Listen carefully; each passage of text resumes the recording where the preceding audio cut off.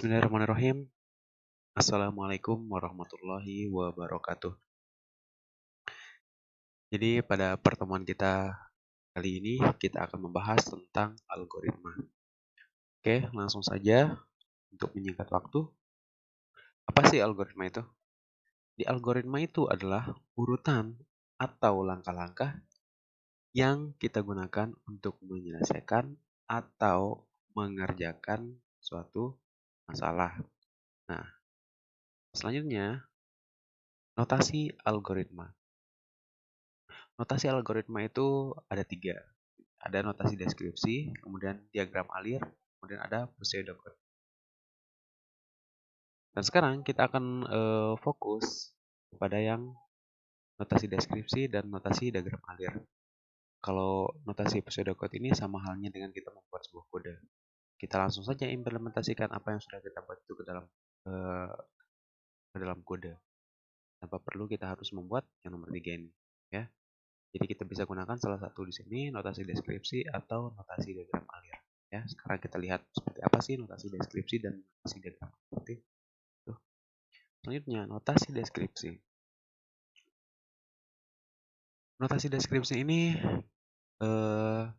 jadi kita membuat sebuah algoritma itu secara berurutan dengan kalimat.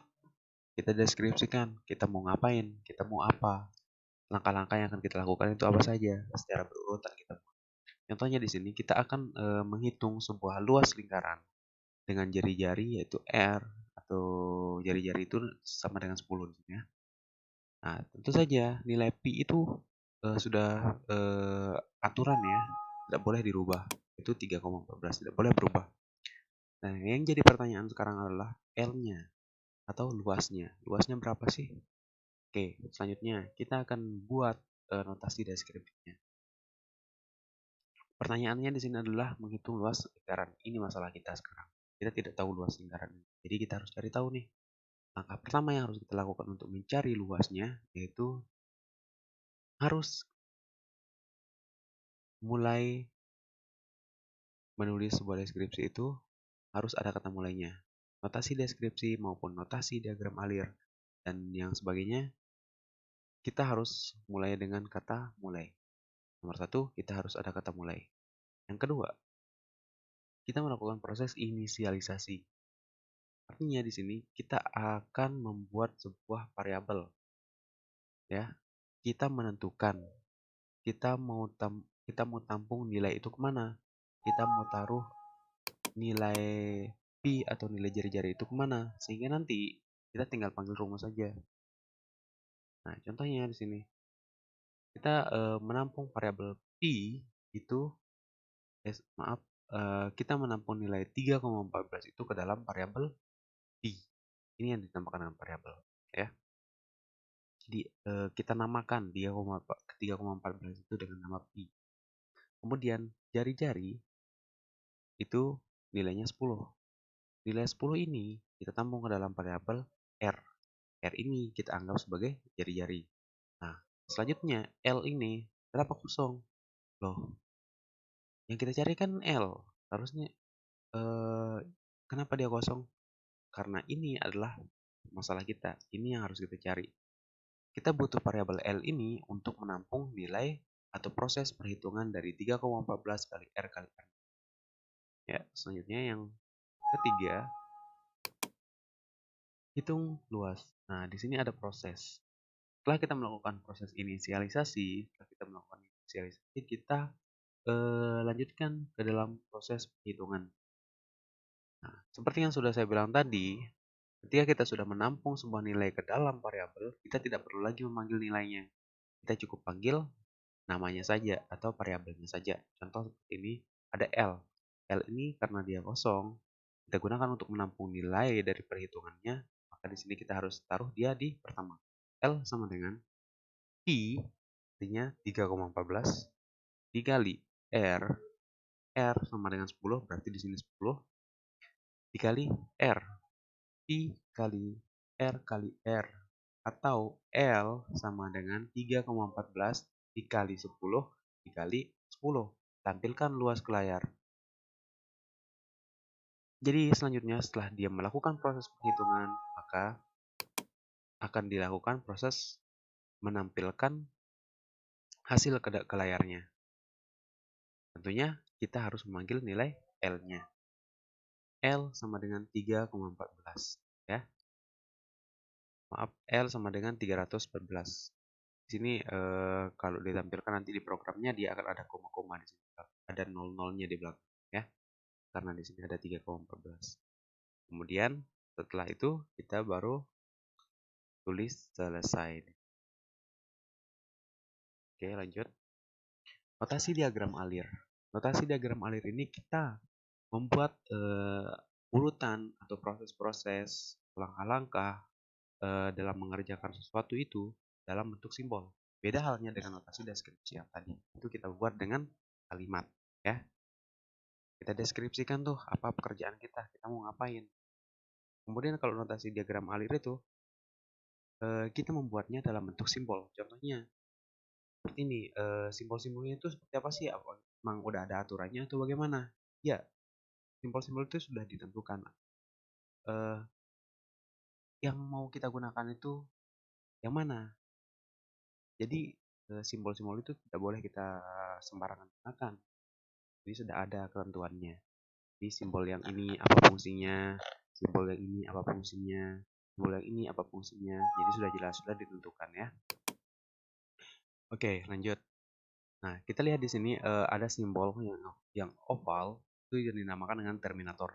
Terminator ini kita gunakan untuk membuat start dan end atau mulai atau akhir atau selesai ya. Kemudian ada simbol panah ya. Ini menandakan alir atau langkah-langkah selanjutnya mau kemana. Kemudian ada proses persegi panjang atau bisa segi empat juga. Ini proses ya. Nah, ini ada contohnya total sama dengan total ditambah 10. Nah, di sini alur ya. Bisa dilihat contohnya seperti ini.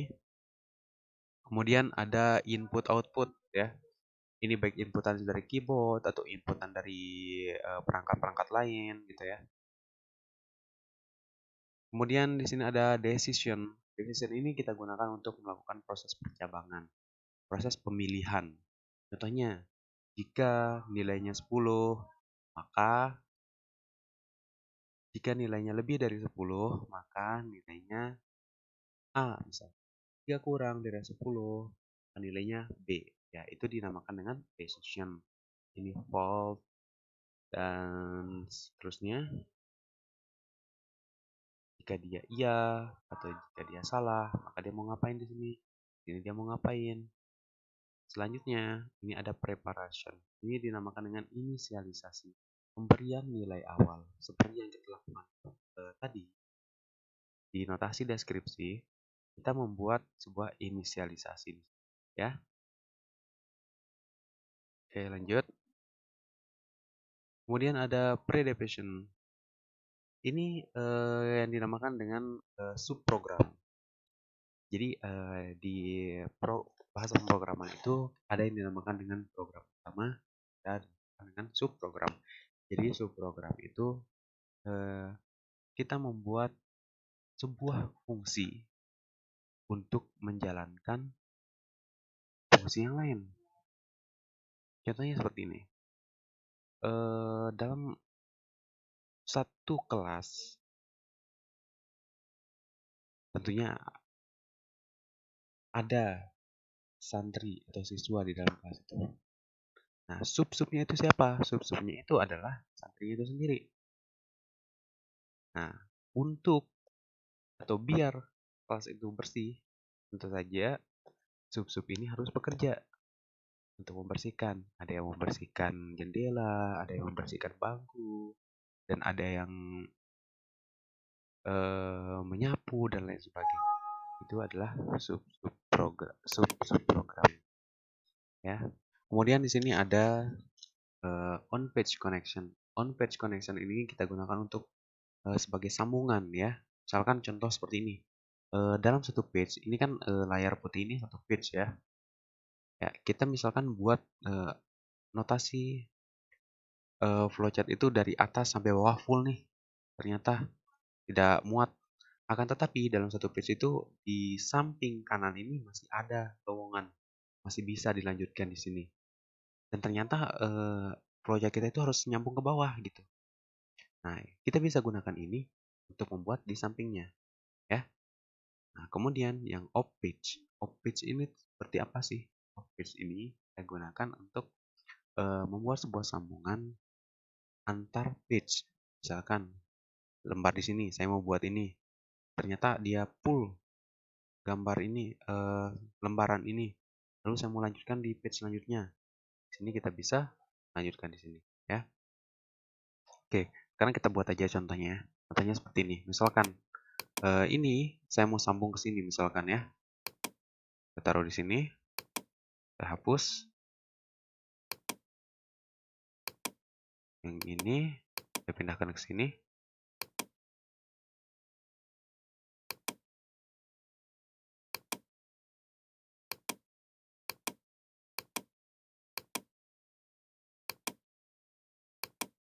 Ya, selanjutnya yang lingkaran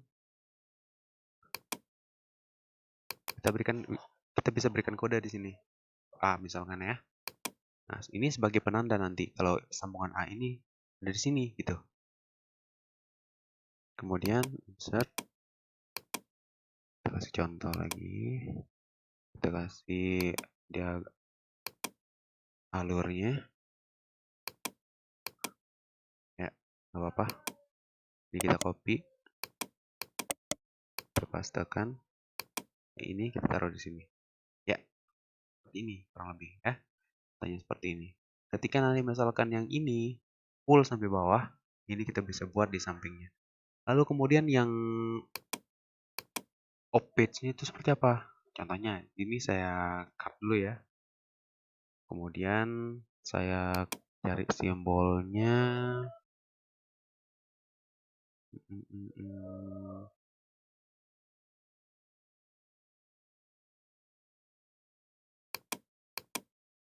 Aja ya. Cari simbolnya yang mana? Oke, nih. Ini kita buat, kita putar. Kita kecilkan sedikit. Taruhkan beam.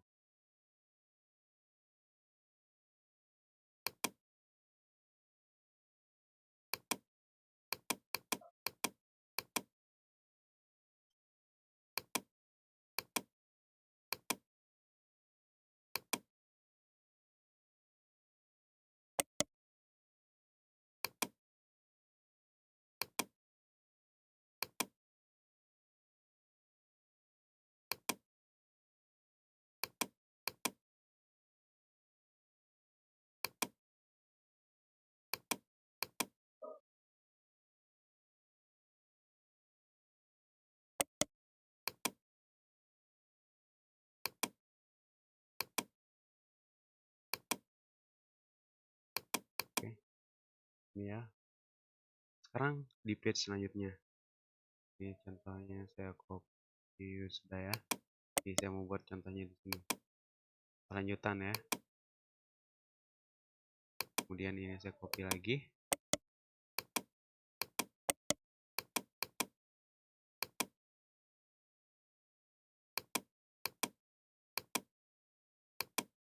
Ya, seperti ini contohnya ya. Dari page ini yang sambungan satu dalam satu page, sambungannya kita bisa buat seperti ini. Kemudian yang off page atau bisa kita buat jadi A di sini. Misalkan tidak apa-apa, bisa. Ini untuk menandakan bahwa ini adalah sambungan dari ya ini. Kita rubah jadi A. Ya, ini menandakan bahwa ini adalah sambungan dari si ini. Tuh, dari page ini nyambung ke sini. Ya. Oke, paham ya? Penggunaan off page dan on page. Kita rubah dulu. Kita hapus dulu deh.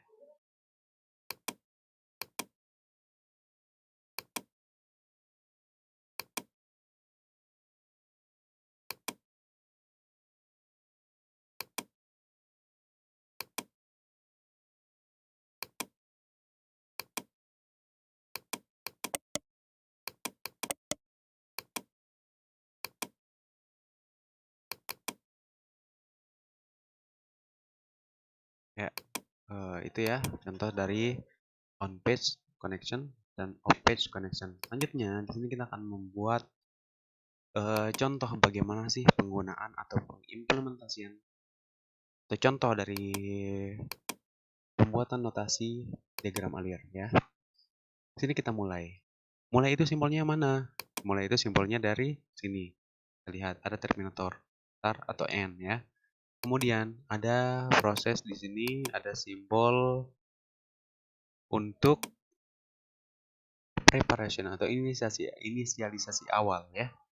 Nah, seperti deskripsi tadi, kita membuat variabel yang berisikan nilai pi atau r ya. Kemudian di sini ada proses. Simbol proses itu yang mana?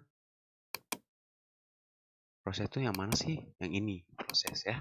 Proses itu bisa kita buat dalam bentuk segi panjang, bisa juga dalam bentuk persegi ya. Tergantung isinya nanti ya.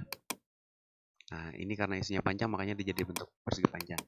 L sama dengan 3,14 kali 10 kali 10. Ini yang dinamakan dalam proses. Kalau dia proses, kita bisa gunakan persegi atau persegi panjang ya. Kemudian setelah selesai dia melakukan proses perhitungan, dia akan menampilkan nilai dari hasil perhitungannya. Ya, di sini nilainya saya bulatkan. Sebenarnya di sini ada 000 di belakang terus sampai puas. Setelah itu, setelah dia selesai melakukan proses menampilkan hasil, dia akan selesai. Ya. Lalu implementasinya itu seperti apa? Sekarang kita coba mengimplementasikan algoritma yang sudah kita buat ke dalam bahasa pemrograman. Ya. Oke, ini adalah diagram aliran yang sudah kita buat. Sekarang bagaimana kita mengimplementasikannya ke dalam pemrograman? Contoh di sini kita menggunakan bahasa pemrograman C++ ya. Tapi saya gunakan bahasa C saja. Yang pertama kita harus melakukan proses include atau panggilan library ya. Caranya itu include dengan stdio.h dan using name std. Selanjutnya ada proses inisialisasi atau pemberian nilai awal ya. Kita buat ini variabel tipe data double dengan nama variabel itu p dengan 3,14. Double ini apa sih? Double ini adalah tipe data. Tipe data yang kayak gimana? Tipe data yang real, bilangannya real ya. Yang pakai koma seperti ini. Kemudian selanjutnya int r sama dengan 10. Nah, sama-sama angka, tapi kok tipe datanya beda. Yang di atas tipe datanya double, yang bawah kok tipe datanya int. Apa bedanya?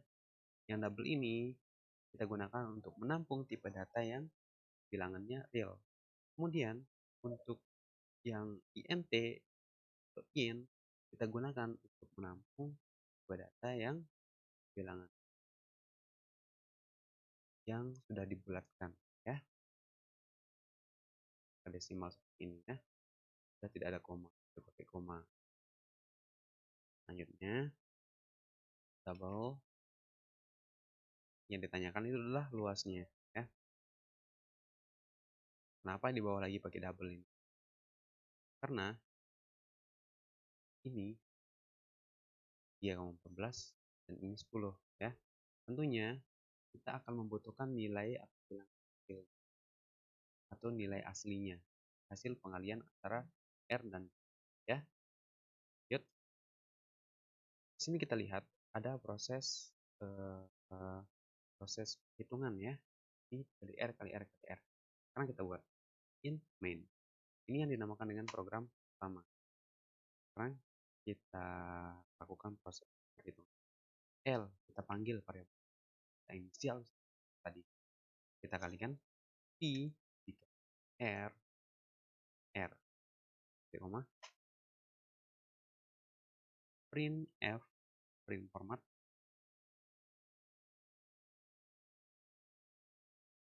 luas lingkaran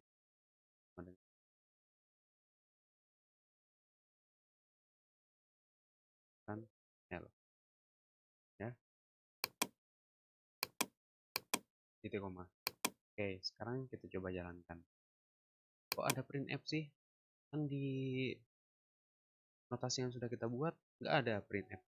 Dan ini adalah lambang simbol dari input atau ini bisa kita gunakan sebagai simbol untuk input, bisa gunakan sebagai simbol untuk output. Ini adalah outputnya, ya. Proses menampilkan nilai dari L. Sekarang kita coba jalankan. Ya, luas lingkaran sama dengan 314,000000. Ya, itu dia tentang algoritma dan contoh implementasinya ya. Oke, dan kita cukupkan sampai di sini video kita, pertemuan kita.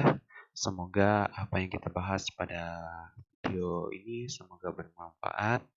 Dan apabila ada pertanyaan silahkan bertanya di kolom komentar ya. Oke, kita cukupkan dan mohon maaf apabila ada kekurangan. Sekian dan terima kasih. Wabillahi taufiq wal hidayah. Wassalamualaikum warahmatullahi wabarakatuh.